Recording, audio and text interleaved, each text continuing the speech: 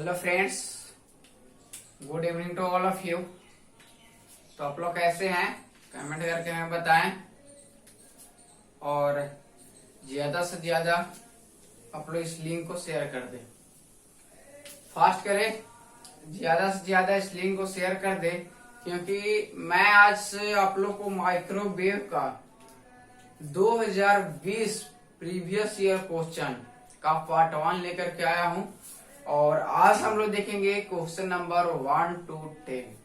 ठीक है, तो आप सभी लोग जितना फास्ट हो सके इस लिंक को शेयर कर दीजिए ताकि सारे स्टूडेंट प्रीवियस ईयर क्वेश्चंस को देख सके।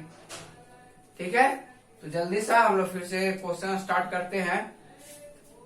आप लोग जितना जल्द हो सके ये कर दीजिए और आप लोग कैसे हैं थोड़ा कमेंट करके जरूर बताएं।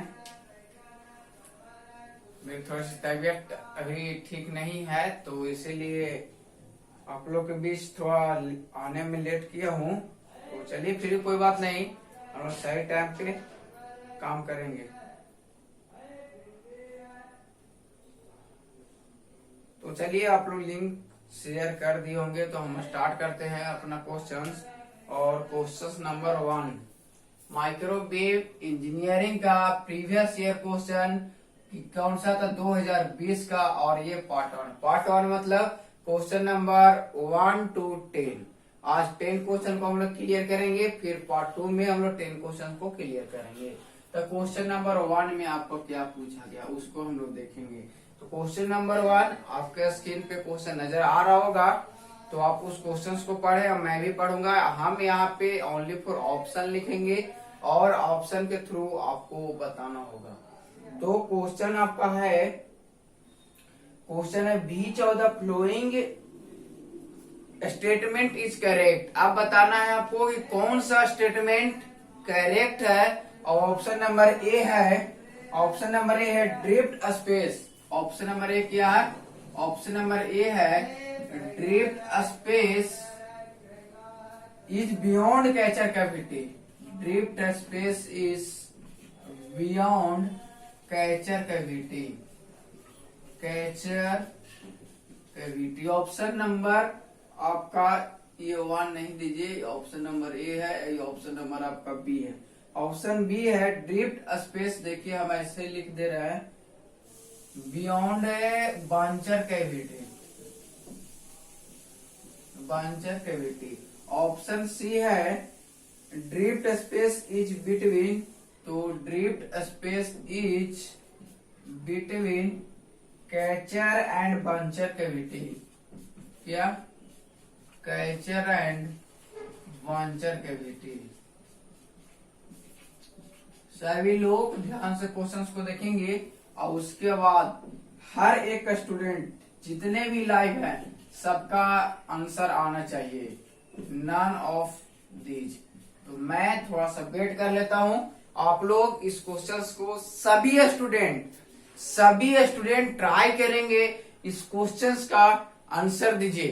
क्वेश्चन आपका है which of the following is correct statement. ये मतलब ये 4 में से कौन सा स्टेटमेंट आपका करेक्ट है। और जो लोग सोच रहे होंगे कि प्रीवियस ईयर क्वेश्चन लेकर के बहुत लोग बैठ जाते हैं, क्योंकि इसके जस्ट पहले वाला क्लास हम लोग देखे थे, तो आप लोग ऐसा मत कीजिए। आप लोग क्वेश्चंस अभी स्किप कीजिए, क्वेश्चन आप रख दीजिए। मैं क्वेश्चन दिखा रहा हूँ, ऑप्शन भी दे रहा हूँ, तो आप इस क्वेश्चन को करने का ट्राई करेंगे। और कोई भी क्वेश्चन आने से पहले मतलब ऑप्शन लिखने से पहले आंसर कोई भी ना करेंगे। ठीक है, तो आप लोग को प्रीवियस ईयर कराया जा रहा है, ध्यान पूर्वक आप लोग देखिए। ठीक है, तो इसमें सही ऑप्शन क्या है, जितने भी स्टूडेंट लाइव है हर एक स्टूडेंट का आंसर आना चाहिए। अगर आप लाइव है तो हर एक स्टूडेंट का आंसर लाइव चैट में आना चाहिए, इसका आंसर क्या है। और जो लोग चाहते हैं कि इसको फुल्ली एक्सप्लेन कर सके वो कमेंट बॉक्स में जरूर करने का ट्राई करें, क्योंकि आप अगर एक्सप्लेन करते हैं तो इससे आपका बेनिफिट है। ठीक है, तो आप आंसर जो दे रहे हैं वो भी अच्छा कर रहे हैं, लेकिन कोई और अगर सोचते हैं कि एक सारे एक्सप्लेन करके मैं बताऊंगा तो और इससे बेहतर कुछ भी नहीं है। ठीक है, तो आपको क्वेश्चन ये बीच स्टेटमेंट इज करेक्ट। तो देखिए यहाँ पे जो आया है buncher cavity and catcher cavity, ये जो कहीं ना कहीं रिलेटेड जो है किससे है, तो क्लिस्ट्रॉन से है। और क्लिस्ट्रॉन क्या है, तो two cavity klystron. Two cavity klystron को जब हम लोग फिगर बनाते हैं तो एक बंचर कैविटी बनाते हैं और एक कैचर कैविटी बनाते हैं, इससे रिलेशन आ रहा है। और ड्रिफ्ट स्पेस जो रहता है इसी दोनों के बीच क्या होता है, लाइज करता है। अगर ये मेरा बंचर कैविटी है, ये कैचर कैविटी है, इसके बीच के स्पेस को हम लोग क्या बोलते हैं, ड्रिफ्ट स्पेस। तो आप सभी स्टूडेंट को ये चीज क्लियर होगा क्योंकि मैं बहुत बार टेस्ट में इस चीज को करा चुका हूँ। ठीक है, तो यहाँ से ये दोनों बीच के स्पेस को हम लोग बोलते हैं ड्रिफ्ट स्पेस। अब आता है क्वेश्चन आता है कि buncher cavity is also known as, तो बंचर कैविटी को हम लोग इनपुट कैविटी बोलते हैं। ध्यान से देखिए, बहुत सा क्वेश्चन आपको बनेंगे। कैचर कैविटी को हम लोग क्या बोलते हैं, आउटपुट कैविटी बोलते हैं। तो नेक्स्ट हम हो सके इस तरह से क्वेश्चन आएंगे और प्रीवियस ईयर हम कराएंगे तो आपको पता चलेगा कि क्या होता है। बंचर कैविटी डायरेक्ट पूछ देता है दोस्त, buncher cavity is known as, या फिर पूछेगा input cavity known as buncher cavity. एक और इसका नाम है, वो क्या है, तो प्राइमरी कैविटी। क्या, प्राइमरी कैविटी। और इसका नाम है सेकेंडरी कैविटी, सेकेंडरी कैविटी। ठीक है, तो देखिए एक क्वेश्चन है, हम लोग बहुत सा क्वेश्चंस को कर रहे हैं। ठीक है, आप एक पूछता है ये दोनों ले से क्लिस्ट्रॉन से, तो एक क्वेश्चन और पूछता है klystron operate in which principle. तो आप लोग को पता चलना चाहिए ऑपरेट किसे करता है, वेलोसिटी मॉड्यूलेशन, यानी वेलोसिटी मॉड्यूलेशन प्रिंसिपल पे क्या करता है, ऑपरेट करता है। तो क्लिस्ट्रॉन से आपको क्वेश्चन बनेंगे इतना ही।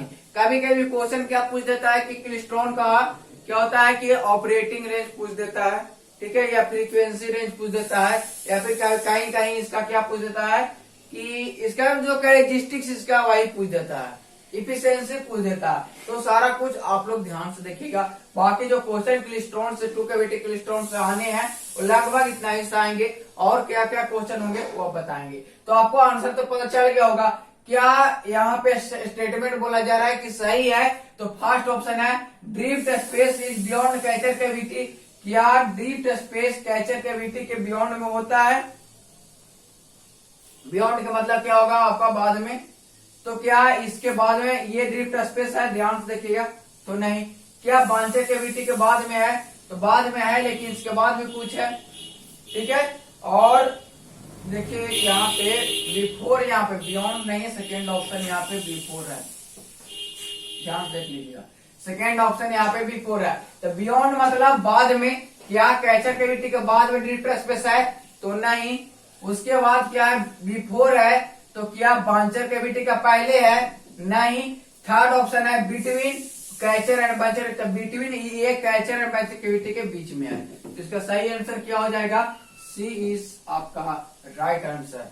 ठीक है, तो आप सभी स्टूडेंट को जरूर समझ में आ गया होगा। ठीक है, तो चलिए हम लोग नेक्स्ट क्वेश्चन की बात कर लेते हैं। ठीक है, तो नेक्स्ट क्वेश्चन जो है आपके स्क्रीन पे नजर आ रहा होगा, और वो जो क्वेश्चन है फ्रीक्वेंसी रेंज से आपका क्वेश्चन है। तो आप लोग ध्यान से क्वेश्चन को देखिएगा, और उसके बाद हम ऑप्शन यहाँ पे दे रहे हैं। ठीक है, उसके बाद देखेंगे कि इसका सही आंसर जो होना है वो क्या होगा, देखेंगे सही आंसर क्या होना है, और उसके बाद हम लोग नेक्स्ट क्वेश्चन की ओर चलेंगे। चलिए, तो क्वेश्चन नंबर 2 का ऑप्शन आपके पास कौन कौन है देख लेते हैं उसको भी। तो ऑप्शन ए आपका है, ऑप्शन ए में है 250 megahertz to 100 gigahertz. Option B है आपका 50 मेगाहर्ट्ज टू 100 मेगाहर्ट्ज। सी है 250 मेगाहर्ट्ज, 250 किलोहर्ट्ज टू 100 मेगाहर्ट्ज। और लास्ट ऑप्शन है 5 मेगाहर्ट्ज टू 15 मेगा। तो अभी बताएं हम कि कभी कभी इस तरह का भी क्वेश्चन पूछ लिया जाता है। तो क्वेश्चन आपका क्या है, क्वेश्चन है in which of the following frequency range of klystron is operated. मतलब बताना है कि ये सब जो फ्रीक्वेंसी रेंज दिया गया है, इस फ्रीक्वेंसी रेंज में जो मेरा क्लिस्ट्रॉन है वो कौन सा फ्रीक्वेंसी रेंज पे ऑपरेट होता है। ठीक है, तो अभी बता कभी कभी इसका एफिशिएंसी पूछता है जो कि 57% होता है। तो इसमें कोई कंसेप्ट है नहीं दोस्त कि कंसेप्ट कुछ बताया जाए। इसका जो सही आंसर होगा याद कर लीजिएगा, इसका सही आंसर होगा 250 मेगाहर्ट्ज 200 गीगाहर्ट्ज, यानी ऑप्शन ए इस फ्रीक्वेंसी रेंज पे ऑपरेट होता है। ओके, तो चलिए हम लोग क्वेश्चन नंबर 3 को देखते हैं। क्वेश्चन नंबर 3 आपका स्क्रीन पे नजर आ रहा होगा, बहुत इजी सवाल है। वो क्वेश्चन क्या है, which of the following device has only one cavity, यानी कौन सा कैविटी के मतलब कौन सा डिवाइस के पास सिर्फ सिंगल कैविटी होता है। तो अभी 2 कैविटी हम आपको बना करके बताए थे, ये आप जो बताया जा रहा है सिर्फ सिंगल कैविटी को आपको यूज करना है। ठीक है, सिंगल कैविटी किस मतलब कि हम लोग यूज करते हैं किस डिवाइस में, इसको हम लोग सिंगल कैविटी जो यूज करते हैं वो यूज करते हैं रिफ्लेक्स क्लिस्ट्रॉन में, रिफ्लेक्स क्लिस्ट्रॉन में। ठीक है, रिफ्लेक्स क्लिस्ट्रॉन क्या होता है, तो रिफ्लेक्स क्लिस्ट्रॉन एक ऑसिलेटर होता है। ध्यान दीजिएगा दोस्त, क्योंकि डायरेक्ट क्वेश्चन पूछा जाता है। रिफ्लेक्स क्लिस्ट्रॉन क्या होता है, एक ऑसिलेटर होता है। आप बताइए कि इसका एक और नाम से क्या जानते हैं, तो सिंगल कैविटी, सिंगल कैविटी।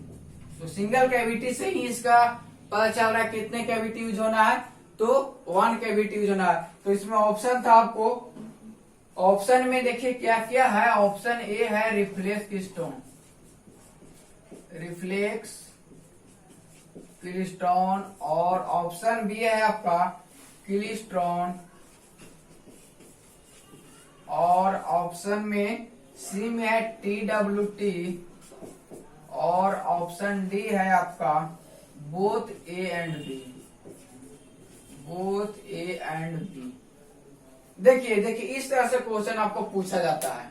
ठीक है, तो आपको बताना है reflex klystron is also known as single cavity, reflex klystron is an oscillator.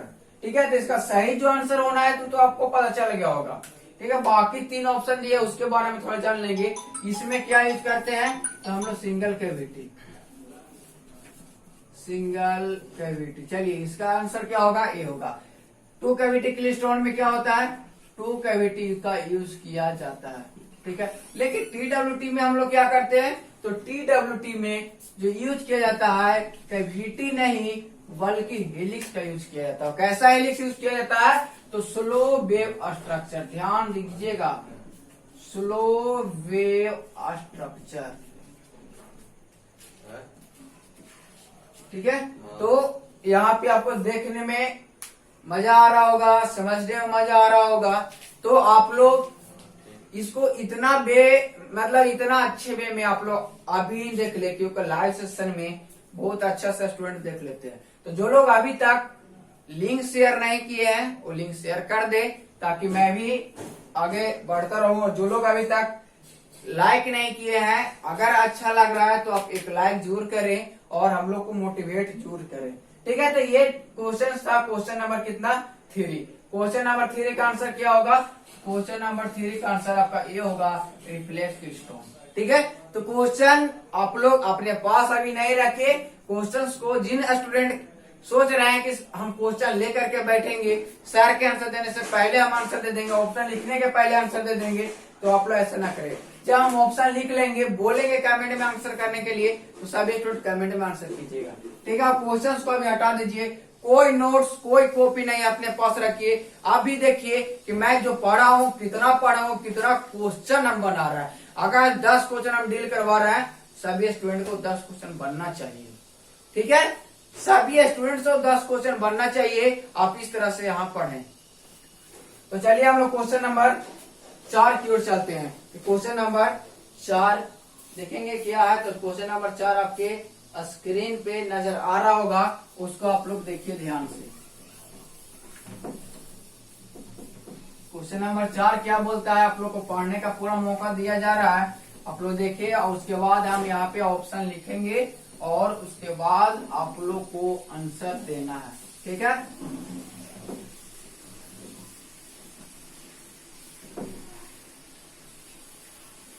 तो चलिए हम लोग देखते हैं क्वेश्चन नंबर 4 क्या कर रहा है। देखिए क्वेश्चन नंबर 4 में है रिप्लेस कीस्टोन से, कि रिप्लेस कीस्टोन जो यूज किया जाता है वो कहाँ यूज किया जाता है, किस लिए यूज किया जाता है। ऑप्शन 4 आपका यही कर रहा है। ऑप्शन ए में है as a signal source of, as a signal source of microwave generator. दूसरा ऑप्शन है एज लोकल ऑसिलेटर,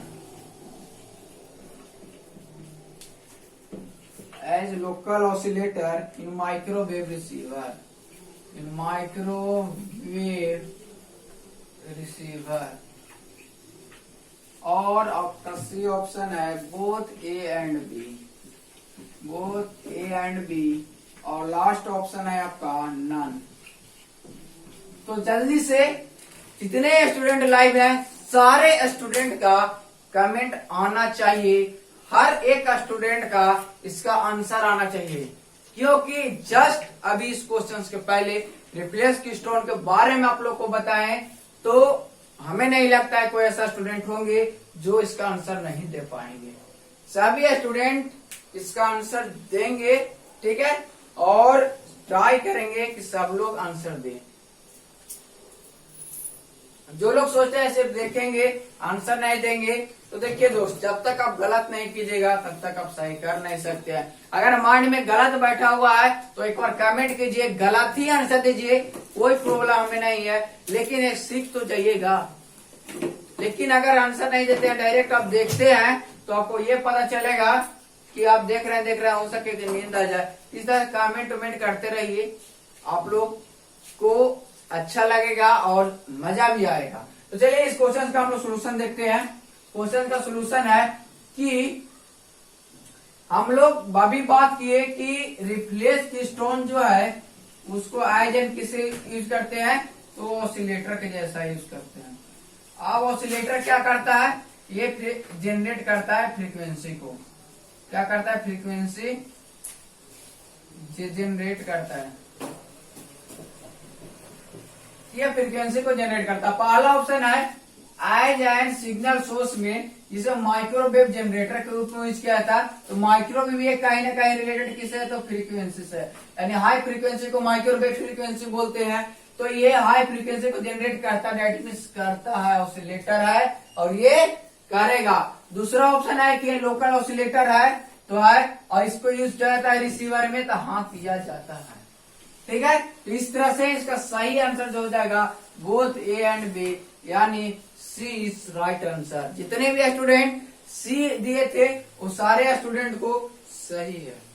ठीक है, बाकी जो लोग सी नहीं दिए थे तो उन लोग टेंशन ना लीजिए, उन लोग का भी अब सही होगा, नेक्स्ट टाइम से गलत नहीं कीजिएगा। चलिए क्वेश्चन नंबर आपका 5 है, वो स्क्रीन पे आपको शो हो रहा होगा, उसको ध्यान से पढ़े। देखिए क्वेश्चन को 3 बार, 4 बार, 5 बार, 6, जितना बार चाहे उतना बार पढ़ सकते हैं, और जितना बार पढ़िएगा उतना आपका बेनिफिट है, क्योंकि जितना क्वेश्चन प्रैक्टिस होगा उतना आपको माइंड में परफेक्ट बनेगा।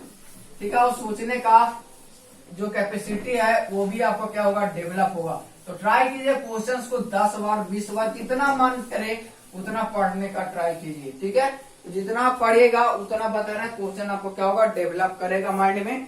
और जितना माइंड अगर डेवलप कर गया तो किसी भी तरीका से क्वेश्चन आए, किसी भी तरीका से आपको पूछा जाए, घुमा करके पूछा जाए, फिर भी आप कंसेप्ट आपका माइंड में रहेगा तो आंसर बन जाएगा। ऑप्शन बनाने का 2 तरीका होता है, चाहे तो आप गलत ऑप्शन को छोड़ दीजिए, नहीं तो आप सही ऑप्शन को चूज कीजिए। तो आपको ये माइंड में बैठाना है, गलत ऑप्शन अगर छाटना है तो 3 ऑप्शन छाटने पड़ेंगे, सही आंसर लाना है तो ये एक ऑप्शन अगर सही है तो आ जाएगा। लेकिन मैं कहता हूं सही आंसर जो होता है ना, सही आंसर जो होता है कि जो लोग सही आंसर एक बार में टिक करते हैं, तो वो क्या होता है कि मैक्सिमम लोग रटा रटाया भी वो हो सकते हैं, रट करके आए हैं वो चूज कर सकते हैं। लेकिन जो स्टूडेंट गलत करना सीख गया, मतलब कि ऑप्शन को गलत करना सीख गया, तो वो स्टूडेंट में ये क्वालिटी होता है कि चारों ऑप्शन को बेहतर ढंग से जान रहा है, तभी 3 ऑप्शन को गलत करके आता है और एक को सही चूज करता है। तो आप लोग भी ट्राई कीजिए, 3 को गलत कीजिए और चौथा को ट्राई कीजिए, ये मतलब सही करके आइए। तो इस तरह से क्या होगा, कॉन्फिडेंस लेवल आपका भी हाई रहेगा और पता है ही कॉन्सेप्ट आपको तो अपने पास है। तो क्वेश्चन नंबर जो आपका 5 है वो देखते हैं क्या है। क्वेश्चन नंबर आपको 5 में पूछा गया है।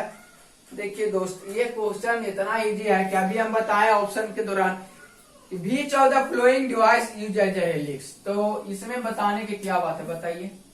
ऑप्शन ए है, उसमें सेम ऑप्शन भी था शायद, लगता है नहीं सेम ऑप्शन नहीं था। क्लिस्ट्रॉन आपका बी में था और रिफ्लेक्स क्लिस्ट्रॉन ए में था। यहाँ पे क्या अपोजिट है, रिफ्लेक्स क्लिस्ट्रॉन। सी ऑप्शन है TWT और डी ऑप्शन है नन। सभी लोग जरा कमेंट करके हमें बताइए, सभी लोग कमेंट करेंगे इसका सही आंसर क्या होगा। और जो लोग लाइव नहीं थे दोस्त इसके पहले, तुम लोग तो नहीं बता सकते, अगर जान रहे तो बता देंगे, नहीं तो इससे पहले हम क्वेश्चन कुछ को बताएं कि कहाँ पे क्या यूज किया जाता है।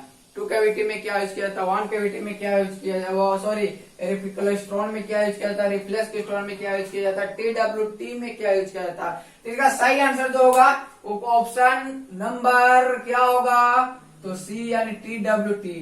TWT का पूरा नाम क्या है, तो travelling wave tube, travelling wave tube, ठीक है। और ये क्या है, एक आपका एम्पलीफायर है, कैसा, तो ब्रॉड बैंड एम्पलीफायर है, ब्रॉड बैंड एम्पलीफायर है। इसका रिलेशन आता है जो क्लिस्ट्रॉन होता है, ये क्लिस्ट्रॉन जो होता है ये नैरो बैंड क्या होता है,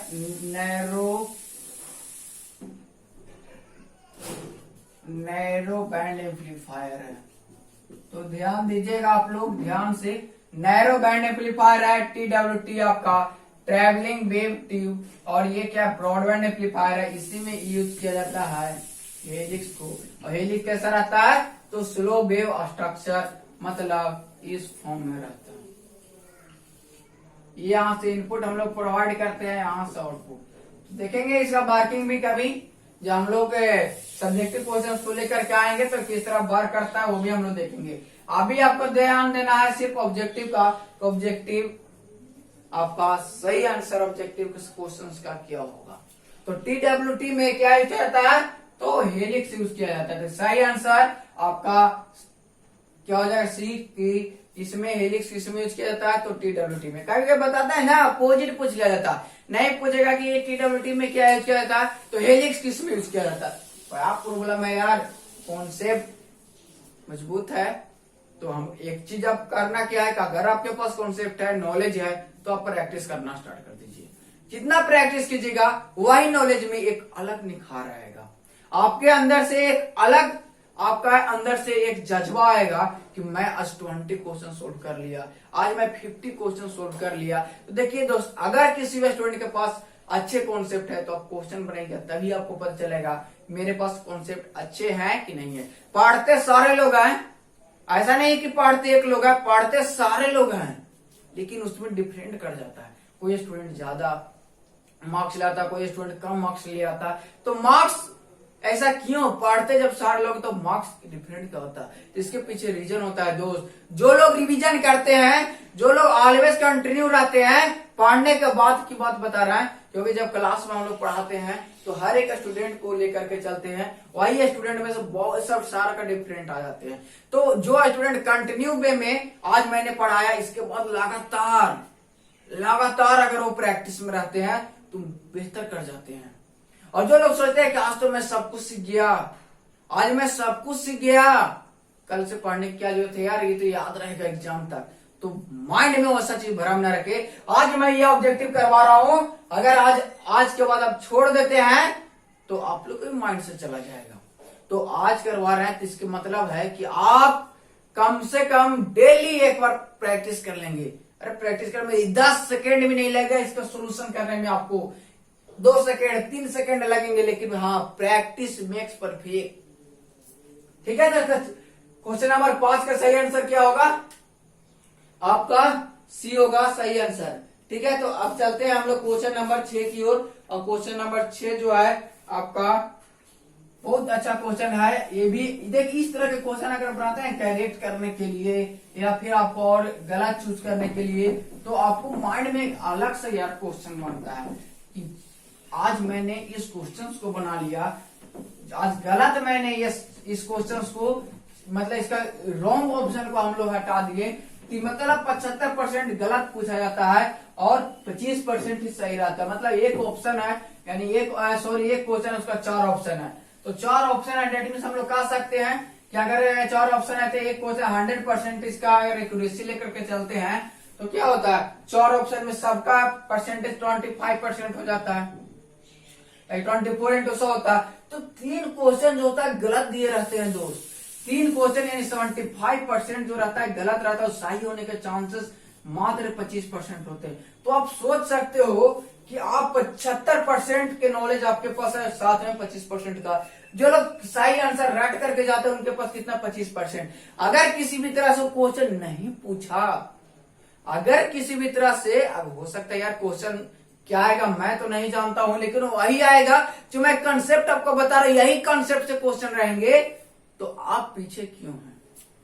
तो चलिए हम लोग बात कर लेते हैं क्वेश्चन नंबर 6। और क्वेश्चन नंबर 6 बहुत जबरदस्त क्वेश्चन है, और आप लोग अगर मैग्नेट्रॉन पढ़े हैं तो सारे स्टूडेंट ये बता सकते हैं, ठीक है। और क्वेश्चन नंबर 6 आपका क्या है कि which of the following statement is correct for magnetron. अभी बताना है मैग्नेट्रॉन के लिए कौन सा स्टेटमेंट करेक्ट है, ठीक। ऑप्शन नंबर ए जो आपका दिया गया उसको देखिएगा क्या है। ऑप्शन ए है it is called cross field tube, it is called cross field tube, cross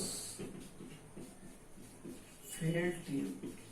option आपका बी है इट्स इफिशियंसी 20%, इफिशियंसी जो है इसका क्या 20% होता है। सी ऑप्शन है इट यूज्ड एज ऑसिलेटर, क्या ये ऑसिलेटर जैसा यूज किया जाता है, यूज्ड एज ऑसिलेटर। और ऑप्शन नंबर डी है both A and C, both A and C.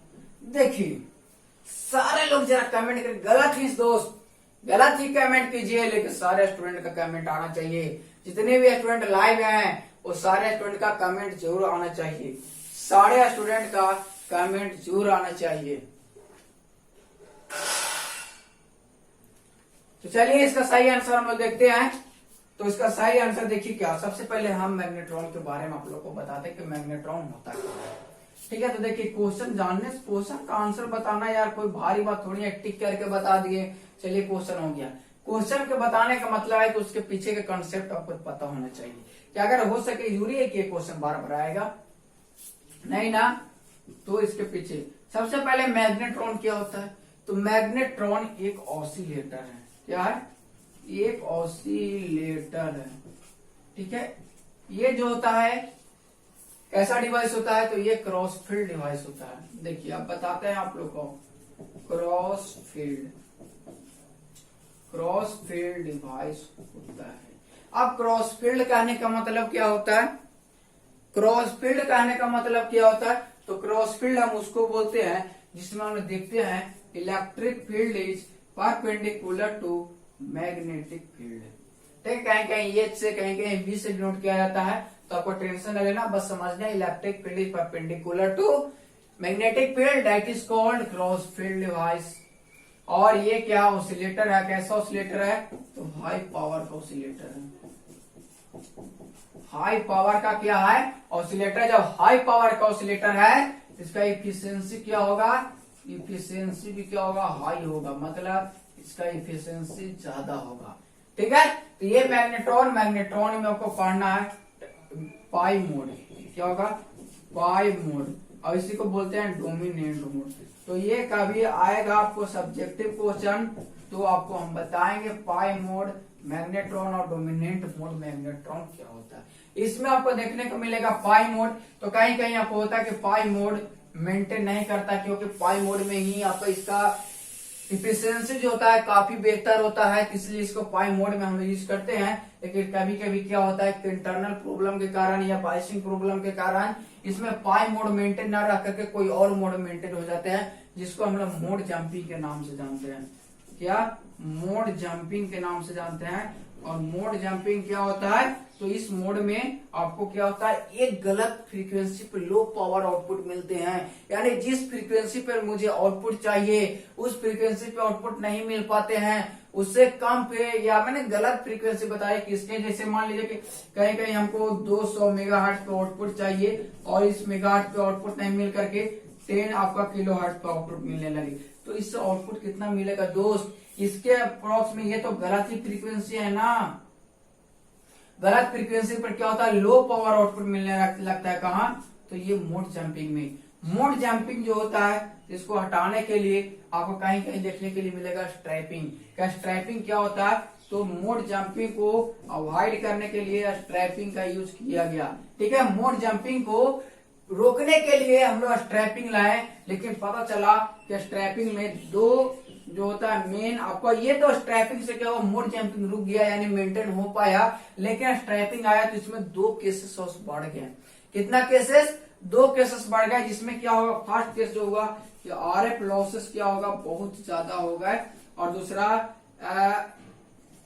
Stray capacitance effect बढ़ गया, स्ट्रे कैपेसिटेंस इफेक्ट। ठीक है, 2 क्या हुआ, stray capacitance effect, RF losses बहुत ज्यादा होने लगे, तो ये भी मेरे लिए क्या हो गया, उतना बेहतर मतलब कि साबित नहीं हो पाया, जिसके लिए ये भी यूज कर दिया। इसको हटाने के लिए क्या है, तो इसको हटाने के लिए एक आया राइजिंग सन, या राइजिंग सन आया। ठीक है, तो राइजिंग सन आया, इसमें आपको मोड जंपिंग भी अच्छा हो गया और स्ट्रैपिंग, मतलब मोड जंपिंग विदाउट स्ट्रैपिंग किए हुए राइजिंग सन से हम लोग क्लियर कर लिए, और इसको हम लोग पाई मोड में मेंटेन करके रखे। राइजिंग सन में क्या हो, कैविटी को बड़ा छोटा कर दिए, और सारे कैविटी यानी जितने भी नंबर ऑफ कैविटी क्या होता है, एक चीज और, मैग्नेट्रॉन में number of cavity always even होता है। इसके पीछे रीजन है, क्योंकि ये नंबर ऑफ इवन इसलिए होता है क्योंकि इसे पाई मोड को मेंटेन करके रखना होता है। क्योंकि इवन होने के एक पीछे रीजन है, क्योंकि इसका टोटल जो फेज शिफ्ट होना चाहिए 360 डिग्री होना चाहिए। ठीक है, 360 डिग्री, अगर नंबर ऑफ कैविटी अगर 8 यूज कर रहा है, 8 यूज कर रहे हैं, तो इसका एंगल क्या होगा, तो 360/8 हो जाएगा, डेट मीन्स ये आता है 45 डिग्री। कहीं कहीं हम लोग नंबर ऑफ कैविटी कितना यूज करते हैं, 6 यूज करते हैं, तो 360 डिवाइडेड बाई 6 हो जाएगा, डेट मीन्स इसका 60 डिग्री हो जाएगा। तो हर एक कैविटी का इस तरह से होता है, और इसमें क्या होता है, पाई मोड हम लोग मेंटेन करके रखते हैं, यानी पाई मोड, यानी बात करें जाके 2 कैविटी जो होता है इसमें 180 डिग्री होता है, जिसमें क्या होता है पाई 180। जैसे अगर ये हमको आउटपुट मिल रहा है, क्या ये आउटपुट मिल रहा है इस तरह से, तो ये पाई होता है, ये भी क्या होता है पाई होता है, लेकिन ये डिपेंड करता है 180 डिग्री प्लस में होता है, ये 180 डिग्री क्या होता है माइनस में होता है। तो इसके लिए जो कैविटी यूज करते हैं, तो एक पाई मोड और ये माइनस, इस तरह से ये कंबाइन करके 2 कैविटी, जो इसको हम लोग बोलते हैं एडजस्टमेंट कैविटी। क्या? Adjacent cavity, adjacent cavity, adjacent cavity इसमें बहुत ज्यादा स्ट्रॉन्ग रहता है। तो देख रहे हैं कि मैग्नेट्रॉन से रिलेटेड कितना ज्यादा क्वेश्चन पूछा जाता है दोस्त, यही नहीं कंपटीशन में इससे क्वेश्चन पूछा जाता है। तो आप लोग याद कीजिएगा, मोड जंपिंग क्या होता है, स्ट्रैपिंग क्या होता है, इसमें क्या होता है, इसके बाद राइजिंग सन क्या होती है, काफी ज्यादा इंपॉर्टेंट क्वेश्चन है। ये सब्जेक्टिव में भी आपसे क्वेश्चन पूछा गया है, तो इस सारे क्वेश्चन को आप बहुत अच्छे से डील कर सकते हैं। क्वेश्चन जरूरी नहीं है दोस्त, ये क्वेश्चन का आंसर हम बता दिए कि ये होता है, तो मैं बहुत ही हो गया। हर एक क्वेश्चन के पीछे लॉजिक होना चाहिए, उस क्वेश्चन को बताने से पहले उस सारे चीज का कंसेप्ट हमें पता होना चाहिए, तभी मैं सारे ऑप्शन को गलत छाट सकता हूँ। अब हम लोग चलते हैं क्वेश्चन पे, आप लोग बता सकते हैं सही आंसर क्या होगा इसका। देखिए क्वेश्चन क्या है, क्वेश्चन था कि इसमें मैग्नेट्रॉन के लिए सही ऑप्शन को आपको चूज करना था, कि मैग्नेट्रॉन के लिए सही ऑप्शन क्या होगा। तो फर्स्ट ऑप्शन है, it is called cross field tube. Yes, इसको बोलते हैं क्रॉस फील्ड ट्यूब। क्यों बोलते हैं, क्योंकि इलेक्ट्रिक फील्ड और मैग्नेटिक फील्ड इसमें परपेंडिकुलर देखा जाता है।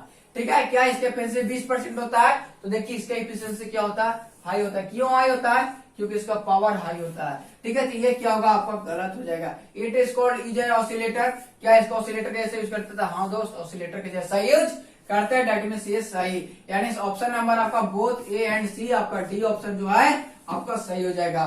तो आप लोग टिक कर लीजिए, और हर एक क्वेश्चन का आपको एग्जाम में ऐसा क्रैक करके आना है, मजा आ जाएगा यार उस दिन एग्जाम के दिन। बस आप इस पूरे सेशन को अच्छे से देखे, पार्ट 2 देखे, उसके बाद मैं 2019 लेके आऊंगा, 2018 लाऊंगा, 16 लाऊंगा, 17, 15, 14, 13, जितना दिन आपका टाइम मिले हर एक ईयर का क्वेश्चन आपके सामने रहेगा।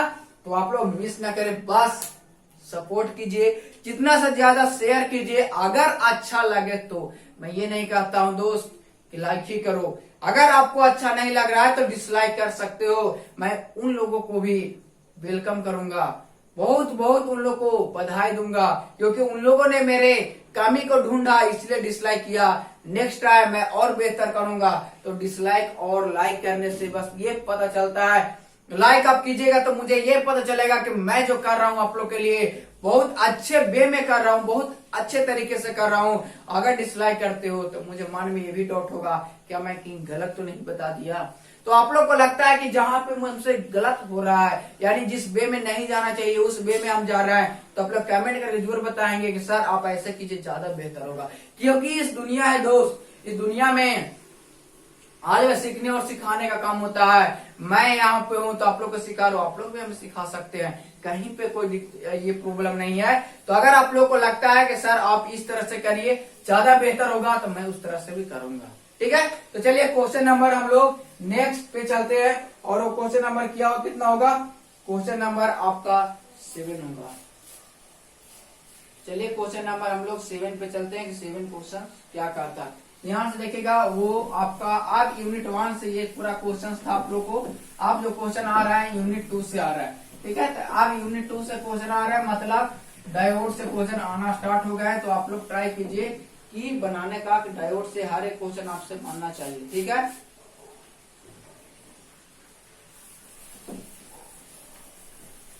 डायोड से हर एक क्वेश्चन आपसे बनना चाहिए। तो क्वेश्चन नंबर आपका जो 7 है स्क्रीन पे नजर आ रहा होगा, उस क्वेश्चन को आप लोग देखिए।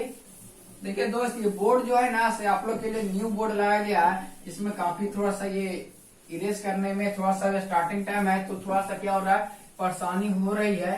तो आप लोग टेंशन ना ले, थोड़ा सा आप लोग टाइम दीजिए, आप धीरे धीरे ये चीज भी प्रॉब्लम दूर हो जाएगा। ठीक है, तो आप लोग बताएं नेक्स्ट क्वेश्चन का आंसर जितना भी है आप लोग कमेंट। आप देखिए ये एक चीज बताएं आप लोग को, अगर आप चाहते हैं कि इस क्वेश्चन को सारे को कॉपी में नोट अगर कर लेते हो तो आप इससे अच्छा और कुछ नहीं हो सकता है दोस्त। क्योंकि अगर कॉपी में नोट कर लोगे तो क्या होगा कि आप कंपटीशन में भी काम आएंगे। ठीक है, जितना कुछ बता रहे हैं अभी इसको एज अ रफ वे में आप लोग ले लीजिए। ठीक है, इसके बाद आप एक अच्छे से नोट्स बना लीजिएगा इस ऑब्जेक्टिव का। ठीक है, और जितने ऑब्जेक्टिव हम टेस्ट में कराए हैं अगर वो सब कर लिए तो ये सब क्वेश्चन तो छूटेगा नहीं दोस्त, क्योंकि तो उसमें इतना डीपली लेवल तक हम जा चुके हैं टेस्ट में कि आपसे ये सब क्वेश्चन नहीं छूटेगा। ठीक है, तो क्वेश्चन नंबर आपका 7, क्वेश्चन नंबर कितना 7 क्वेश्चन का आता ये है कि which of the following device is made by only n type semiconductor material, n type semiconductor material। तो ऑप्शन ए है आपका, बताइएगा सभी, इम्पैक्ट डायोड,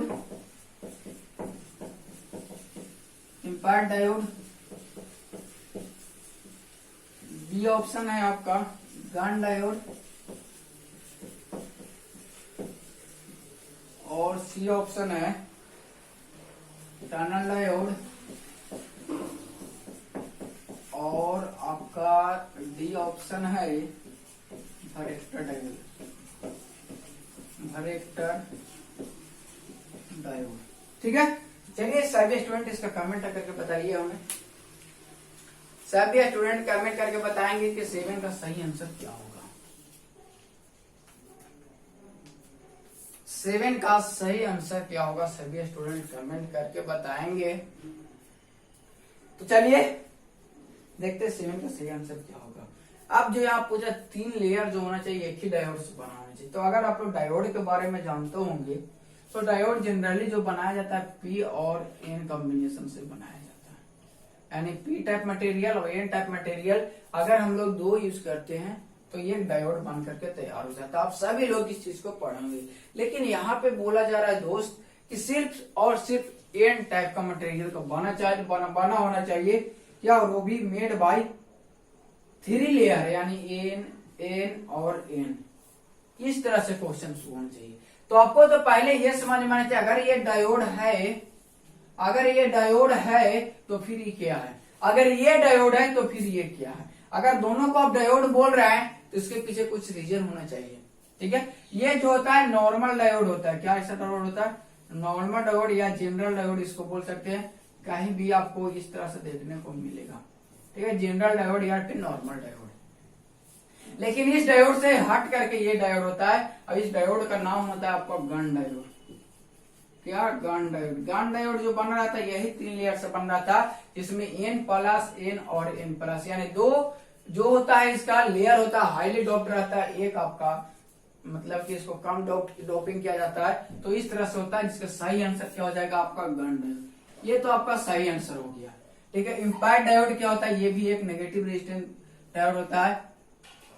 तो यहाँ पे इसका देखिए इम्पैक्ट डायोड जो होता है एक अवलांचे डायोड है। कैसा डायोड है? अवलांचे ट्रांजिट टाइम डायोड है। ट्रांजिट टाइम डायोड है। इसमें देखने के लिए मिलेगा आपको कि ट्रांजिट टाइम के इफेक्ट से ये क्या करता है, बात है। इसका पूरा नाम होता है impact ionization transit time diode. Impact ionization transit time diode. ठीक है, तो इसमें सारा काम वर्क करता है। कल आएगा कंसेप्ट तो इसको हम बताएंगे कैसे क्या वर्क करता है। तो ये होता है ट्रांजिट टाइम। दूसरा गन डायोड होता है। ये डायोड जो होता है एक अलग डायोड होता है और ये जो होता है सिर्फ सिंगल वन मटेरियल से बना रहता है। दैट मीन्स ये एन टाइप मटेरियल से बना रहता है। क्या? एन टाइप मटेरियल से बना रहता है और ये एक आपका लो पावर आपका ऑसिलेटर भी है। क्या? गन डायोड जो होता है लो पावर ऑसिलेटर है। ध्यान दीजिए कैसा लो पावर ऑसिलेटर है। ठीक है, ये जो वर्क करता है वो ट्रांसफर इलेक्ट्रॉन डिवाइस की यानी टीईडी प्रिंसिपल पे वर्क करता है। इसमें हम लोग देखते हैं 2 वैल्यू मॉडल। क्या देखते हैं? 2 वैल्यू मॉडल। 2 वैल्यू मॉडल और 2 वैल्यू मॉडल में RWS थ्योरी यानी RWS थ्योरी से आपको पता चलता है कि ये ट्रांसफर इलेक्ट्रॉन डिवाइस यानी इलेक्ट्रॉन का ट्रांसफर किस तरह होता है। यानी एक अपर वैल्यू रहता है, एक आपका एक लोअर वैल्यू होता है, एक अपर, यहाँ से इलेक्ट्रॉन का होता है ट्रांसफर होता है। तो इसके भी जबरदस्त कॉन्सेप्ट है दोस्त। कंसंट्रेशन से इसका एग्जांपल लेकर के हम लोग बताए थे। तो कभी अगर सब्जेक्टिव आए बताने के लिए तो आपको जरूर बताएंगे। लेकिन इसके पीछे जो कॉन्सेप्ट है टीईडी का मतलब ट्रांसफर इलेक्ट्रॉन डिवाइस, क्या सभी डायोड को बोल सकते हैं? तो नहीं, सभी डायोड को नहीं बोल सकते हैं। टीईडी होने के लिए 3-4 कंसेप्ट आपका है वो होना चाहिए। 3-4 को इसका मेन कंडीशन होना चाहिए। सबसे पहले नो जंक्शन। क्या? नो जंक्शन, कोई भी जंक्शन नहीं होना चाहिए इसमें। दूसरा है कि ये जो होता है सिंगल यानी कंपाउंड से नहीं, सॉरी सिंगल मटेरियल से नहीं बना होना चाहिए, ये कंपाउंड एलिमेंट से बना होना चाहिए। क्या? Compound elements. कंपाउंड एलिमेंट में इसका जो जनरली यूज करते हैं गैलियम आर्सेनाइड का यूज किया जाता है जी, ये गैलियम आर्सेनाइड का यूज किया जाता है। तीसरा जो होता है इसमें बार्म इलेक्ट्रॉन का यूज किया जाता है। कैसा? बार्म इलेक्ट्रॉन का यूज किया जाता है। और नॉर्मल डायोड में हॉट इलेक्ट्रॉन का यूज किया जाता है। तो अब देख रहे हैं कि नॉर्मल डायोड जो होता है सिंगल यानी सिंगल एलिमेंट से भी बनाया जाता है, जैसे जर्मेनियम, सिलिकॉन। इसमें क्या होता है कि जंक्शन होता है यानी पीएन जंक्शन क्या होता है। लेकिन देख रहे हैं ना कि ये नॉर्मल डायोड से ये जो डायोड है कितना अलग है। तो इसके पीछे रीजन है, कहीं कहीं पूछ देगा क्वेश्चन कि कौन सा ऐसा डायोड है जिसमें जंक्शन का यूज नहीं होता है, तो क्या होता है आपका गन डायोड होता है। कहीं कहीं बोले कौन सा डायोड इसे कंपाउंड एलिमेंट में यूज किया जाता है, तो गन डायोड होता है। बार्म इलेक्ट्रॉन का यूज किया जाता है तो गन डायोड में यूज किया जाता है। गन डायोड किस प्रिंसिपल वर्क करता है? तो ट्रांसफर्ड इलेक्ट्रॉन डिवाइस या ट्रांसफर इलेक्ट्रॉन मैकेनिज्म पूछता है। इसमें क्या होता है? RWS थ्योरी से इसको डील किया जाता है। RWS थ्योरी के पूरा नाम क्या होता है? रिडली वाटकिंस थ्योरी, जो कि जबरदस्त कंसेप्ट है रिडली वाटकिंस थ्योरी का। तो आप लोग वेट कीजिए, कभी मौका मिले तो मैं इसका लेकर के आऊंगा। ठीक है, उसके बाद टाइम डायोड, वेक्टर डायोड, ये सब आपका पढ़िएगा, समझ में आएगा। क्वेश्चन हम लोग देखते हैं इम्पैक्ट डायोड से क्वेश्चन है और आपके स्क्रीन पे ये क्वेश्चन नंबर वो कितना है? 8 है। हम लोग 10 क्वेश्चन का लेकर के चले हैं, 10 क्वेश्चन करेंगे। तो 8 नंबर क्वेश्चन आपके स्क्रीन पे है, पढ़िए सभी लोग।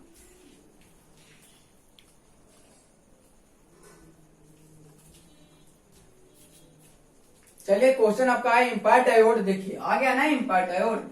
Impart diode phase difference between current and voltage due to transit time effect, यानी ट्रांजिट टाइम इफेक्ट से जो फेज डिफरेंस होता है वो कितना डिग्री का होता है करंट और वोल्टेज का। ठीक है, तो चलिए उसका सही आंसर आपका ऑप्शन ए में है 180 डिग्री, ऑप्शन बी है सॉरी ऑप्शन ए में आपको 90 डिग्री है, 180 डिग्री है, सी में है 30 डिग्री है और डी में है आपका 60 डिग्री।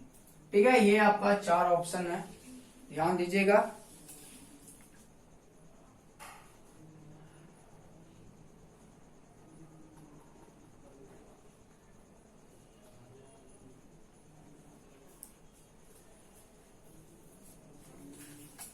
चलिए बताइए सारे लोग कमेंट करके, उसके बाद मैं इसका बताऊंगा सही आंसर क्या है। उस समय इसे इरेज कर लेता हूं। सभी स्टूडेंट कमेंट करके बताएं इसका सही आंसर क्या होगा।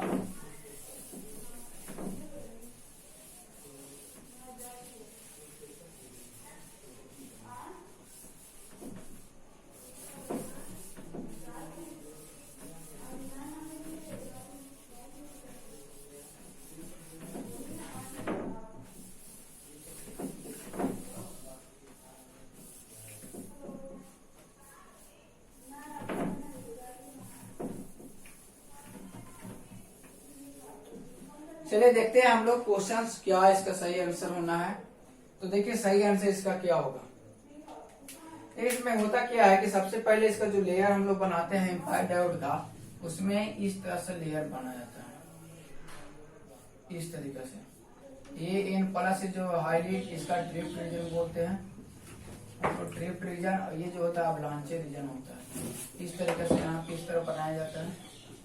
इसको एन होता है, एन प्लस रीजन होता है इस तरीके से। तो ये अवलांचे रीजन ये पूरा अगर कर दे तो ये जो होता है कम होता है, ये क्या होता है ज्यादा होता है। इसको रिवर्स बाय से क्या, अगर ये पी है, ये अगर एन मान के चल रहे हैं हम लोग, इसको पी मान लीजिए, पी कम होता है, इसको हम लोग क्या होता है नेगेटिव से, इसको हम लोग पॉजिटिव से कनेक्ट कर देते हैं। ठीक है, तो ये क्या नेगेटिव है, ये पॉजिटिव, ये रिवर्स बाय डायरेक्शन में कनेक्शन हो गया। अब क्या होता है कि इसका माइनॉरिटी के कारण इसके पास एक एडिशनल चार्ज कैरियर जनरेट होता है, इसका अवलांचे मल्टीप्लीकेशन बोलते हैं। ठीक है, और इसके बाद जो होता है कि एडिशनल जो चार्ज कैरियर होता है उसके थ्रू ये क्या होता है जाना स्टार्ट करता है। तब क्या होता है कि ये जो मटेरियल लग रहा था इस मटेरियल पे डिपेंड करता है कि इसका क्या रेसिस्टिविटी है, जिसके थ्रू ये माइनॉरिटी चार्ज कैरियर आगे की ओर बढ़ते हैं। तो यहाँ पे जो लेट होता है इसी को बोलते हैं ट्रांजिट टाइम। ठीक है, इसी को बोला जाता है ट्रांजिट टाइम। अब होता है कि यहाँ से क्या होता है कि हम बताए हैं कि इसमें क्या होता है, यहाँ पे डीसी रहता है एक तरह से। बात की कि इलेक्ट्रॉन जब तक इसमें कोई वेलोसिटी नहीं आता है तो इसमें क्या होता है कि यहाँ पे एक क्या होता है एक कांस्टेंट। तो इसके लिए इसकी को बनाया जाता है, ये क्या होता है ये कांस्टेंट होता है। इस पे एक क्या होता है एसी सिग्नल का सुपर इम्पोज किया जाता है। ठीक है, तो इसके थ्रू जो हम लोग को मिलता है, यहाँ पे जो आउटपुट मिलता है, यहाँ से कुछ नहीं, इसकी जगह पे देखिए आउटपुट इस तरह से मिलता है। अब क्या होता है कि यहाँ से आउटपुट मिलता है, ये होता है इस तरह से, ये होता है ये करंट का होता है, ये होता है वोल्टेज का। तो 90 डिग्री लैग यहाँ से मिलता है और 90 डिग्री हमको यहाँ से होता है। तो ये टोटल फेज शिफ्ट जो होता है करंट और वोल्टेज का कितना हो जाता है 180 डिग्री का ये हो जाता है। ठीक है, तो ध्यान दीजिएगा अभी इसका आएगा तो पूरा कंसेप्ट बताएंगे। इसका हाई पीक होता है, ये आपका लोएस्ट पीक होता है। ये दोनों के कारण करंट और वोल्टेज में क्या होता है 90 180 डिग्री का फेज शिफ्ट मिल पाता है। तो ये सही आंसर जो होगा आपका बी इज राइट आंसर, यानी 180 डिग्री इसका सही आंसर हो जाएगा। ठीक है, तो चलिए इसको कभी कॉन्सेप्ट आपको जबरदस्त लेकर के आएंगे। और ये नेगेटिव रेजिस्टेंस इसमें भी आता है, ये जो होता है नेगेटिव रेजिस्टेंस, ये होता है नेगेटिव रेजिस्टेंस। ठीक है, तो चलिए हम लोग नेक्स्ट क्वेश्चन पे चलते हैं। क्वेश्चन नंबर कितना 9 है। तो क्वेश्चन नंबर 9 आपके स्क्रीन पे है, आप लोग पढ़िए इसको। 9 क्वेश्चन नंबर क्या कहता है कि 9 क्वेश्चन नंबर क्या है, उसके बाद मैंने बताएंगे। तो देख लेते हैं ना, क्वेश्चन नंबर 9 है, उसका ऑप्शन क्या क्या दिया गया है।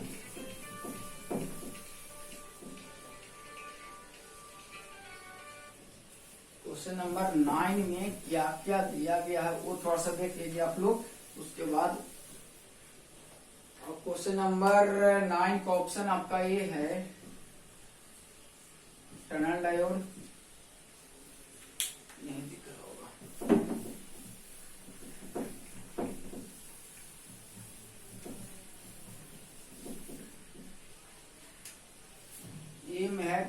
नंबर 9 का टनल डायोड।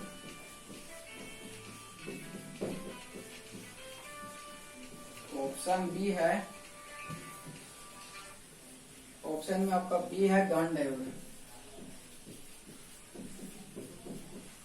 ऑप्शन बी है गन डायोड और ऑप्शन सी है आपका वारेक्टर डायोड और ऑप्शन डी है आपका बोथ ए एंड सी। तो फास्ट आप लोग कमेंट करके हमें बताएं, फास्ट जितना फास्ट हो सके उतना फास्ट आप लोग कमेंट कर सकते हैं, जितना फास्ट हो सके आप लोग कमेंट कर सकते हैं। इसका सही आंसर क्या होना है?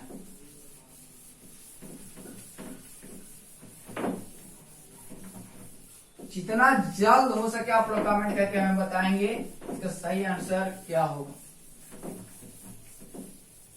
सभी स्टूडेंट, जितने भी स्टूडेंट लाइव बने हुए हैं, सारे लोग जो लोग जा चुके हैं जाने दीजिए, कोई दिक्कत नहीं है, आप अपना काम कीजिए, ठीक है। तो जो लोग, क्या होता है ना कि कहावत है ना कि जो सोएगा सो खोएगा, जो जागेगा से पाएगा। तो अगर आप लोग मेहनत कर रहे हैं तो कुछ न कुछ आपका होना है, कुछ न कुछ आपका बेनिफिट होगा। ऐसा नहीं है कि बेनिफिट नहीं होगा, और ये बेनिफिट आपको उस दिन पता चलेगा जिस दिन एग्जाम हॉल में आप लोग बैठे रहिएगा, ठीक है। तो आपको उसी दिन ये इसका कितना महत्व है उसकी, अगर इसे क्वेश्चन आपको 17-18 अगर टच हो गए, 17-18 क्वेश्चन इसी से आ गए, तो आप लोग तो कहिएगा सर ने क्या बताया था। और आपको आज गारंटी देता हूं क्वेश्चन यही आएंगे दोस्त, क्वेश्चन यही आएंगे आपका, बस थोड़ा थोड़ा चेंज रहेगा, कोई दिक्कत नहीं। हर एक चीज के तो मैं डील कर रहा हूं यहाँ पे। चलिए इसका सही आंसर क्या होगा? इसमें बोला गया है क्वेश्चन है which of the following device shown in show negative resistance, यानी नेगेटिव रेजिस्टेंस इसमें शो कौन करता था, अभी अभी आपको हम बताएं, ठीक है। तो चलिए हम लोग देखेंगे आगे। क्वेश्चन नंबर लास्ट है और 10 है, आपके स्क्रीन पे है, देख सकते हैं क्वेश्चन नंबर 10। और क्वेश्चन नंबर 10 जो है वो है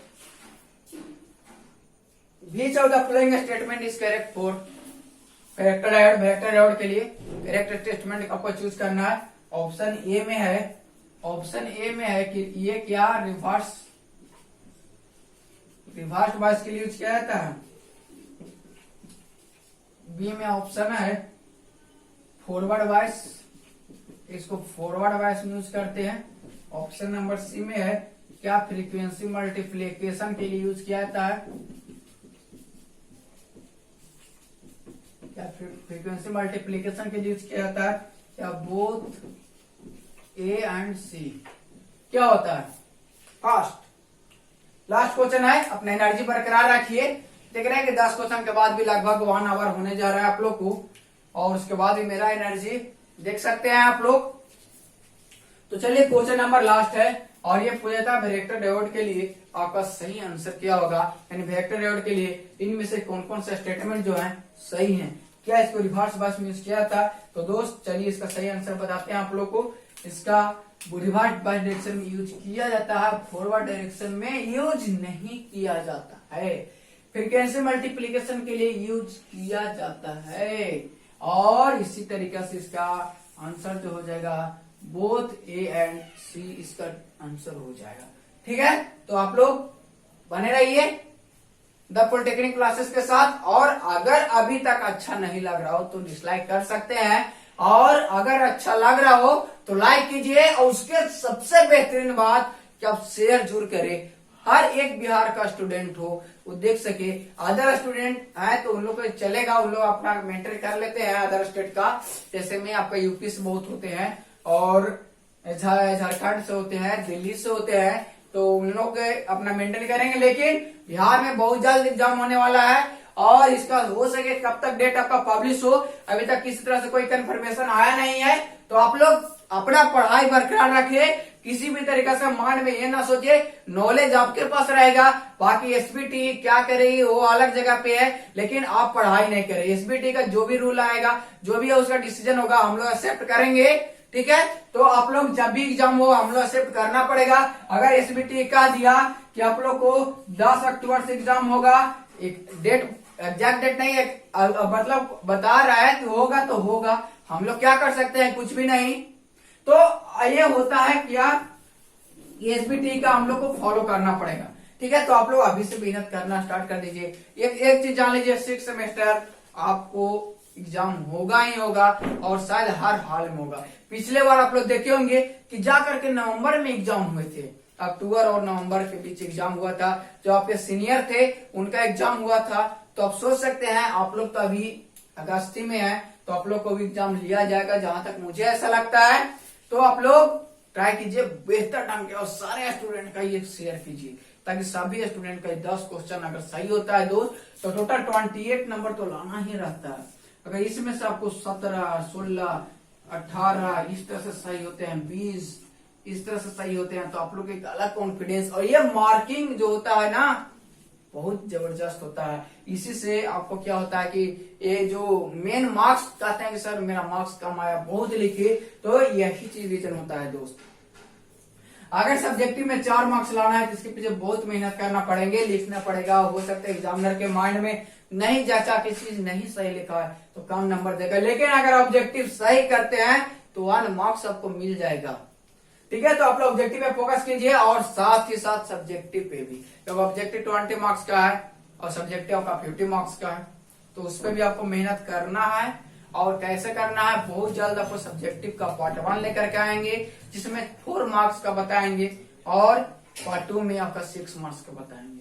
ठीक है, तो चलिए आज का सेशन यहीं पे समाप्त किया जाता है। नेक्स्ट टाइम हम लोग मिलेंगे पार्ट 2 के साथ। Thank you everyone.